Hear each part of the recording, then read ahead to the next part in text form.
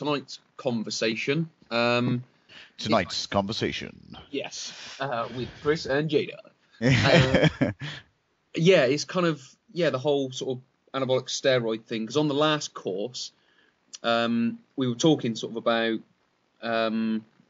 like drugs in sport and things like that, and I was sort of putting my opinion in there. But what I was also letting them do is I was letting them discuss, because I wanted them to get used to what kind of happens in the fitness industry. There's a lot of discussion and debate about things. So I was just kind of throwing my piece in there, and then letting them go for a bit, and then I'd throw something else in there and let them go for a bit. Yeah.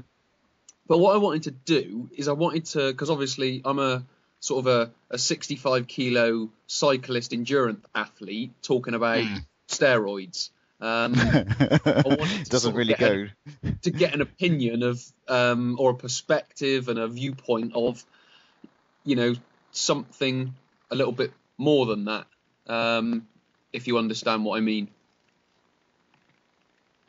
Yeah, I think so. I mean, basically, I've sat on both sides of the fence, and whatever I say, I mean, I've got total respect to modern bodybuilding athletes who take bodybuilding to an extreme. It's not the route I personally choose to go down, but what they do is impressive, and I don't want to belittle what they do by saying that by taking ergogenic aids, as they're called, anabolic steroids, growth hormone, insulin growth factor 1, insulin, and all these other things they're sticking into themselves.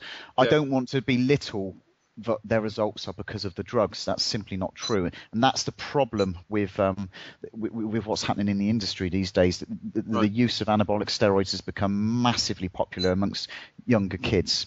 Because they see the magazines and they get wind. They're not stupid. They understand that they are aided in their muscle mass, and they think that is the reason why they reach that tremendous muscularity, where obviously it makes a massive difference. But what they don't understand is that those bodybuilders are forcing anywhere from 4,000 to 8,000 calories down their throat every day. They're eating huge quantities of food. They're very precise about what they're eating. They're taking very nutritious food into it. They're training like absolute animals. So they're not partying on the weekend. They're not drinking beer. They're not taking recreational drugs. They're purely dedicated. So I don't want to belittle anybody's opinion there, but I will give you a truthful opinion of both sides of the fence, because I've sat on both sides. Sure. Well, I guess that's where it kind of begins. What's because obviously I've sort of talked about it with the students, but obviously I'm who I am, and I've never taken any sort of I guess ergogenic aid, as you call it, or any drug or anything like an anabolic steroid. So I can only sort of give the information. I can't give an experience. So what's your kind of, I guess, your history with anabolic steroids? Well, my history was I trained at a gym, which was a brilliant gym to train at, because it was where all the big guys in the town went to. It's where all the doormen went. It's where anyone who was big went to that gym. It was the hardcore place. But also in with that was a lot of steroid use.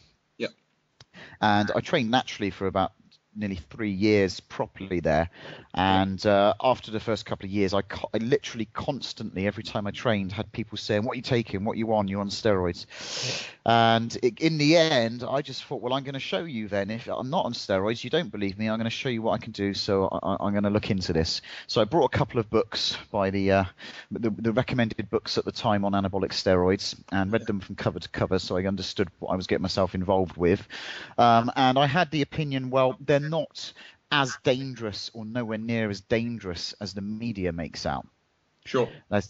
You're not gonna die from doing a couple of courses of steroids. You may induce a shorter lifespan by extreme use, and that's the problem, because anything that aids you and gives you a enhanced performance is very open to abuse.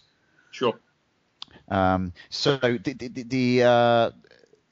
what happened is I started intelligently, I guess you would say, by starting on what would be termed the very weak, mild anabolic steroids. Now, with steroids, you have basically, to imagine two categories. You have anabolic and you have androgenic, and Right. any steroid is a balance between those two opposite ends. Mm-hmm. And they both, even though one's called androgenic and one's called anabolic, the androgenic effects of the steroid have anabolic properties too. Yeah. And the androgenic side effects or side effects are a lot of aggression comes from the androgenic side. The changes in the masculinity features, so hair growth, extra hair growth, acne, deepening of the voice.